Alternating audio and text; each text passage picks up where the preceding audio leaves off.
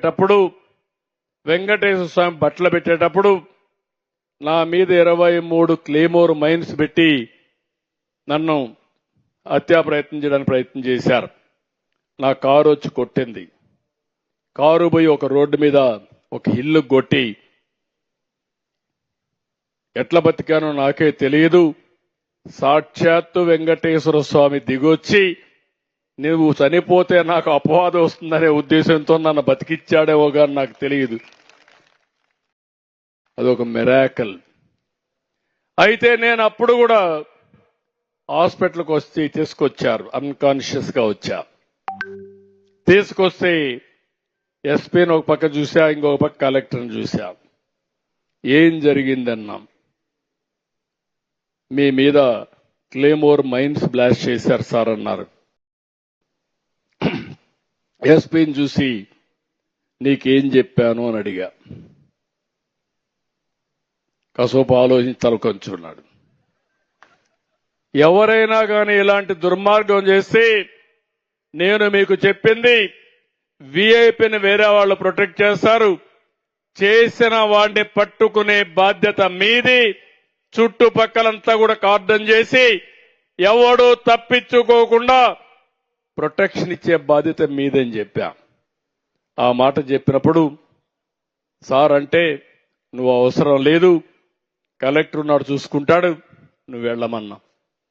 అంటే నేను ప్రాణాపాయం వచ్చినా నా డ్యూటీని మరవలేదంటే అది నా పట్టుదలని మరొకసారి కొండే మీ అందరికీ విజ్ఞప్తి చేస్తున్నా.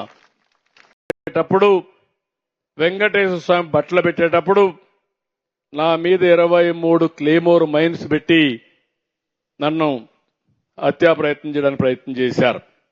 నా కారు వచ్చి కొట్టింది.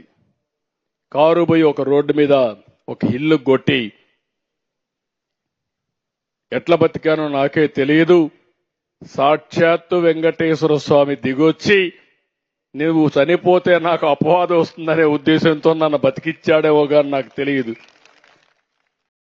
అదొక మిరాకల్. అయితే నేను అప్పుడు కూడా హాస్పిటల్కి వచ్చి తీసుకొచ్చారు. అన్కాన్షియస్ గా వచ్చా.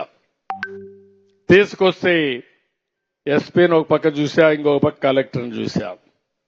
ఏం జరిగిందన్నాం.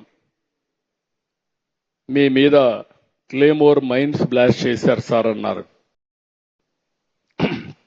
ఎస్పీని చూసి నీకేం చెప్పాను అని అడిగా. కాసేపు ఆలోచించి తలకొంచున్నాడు.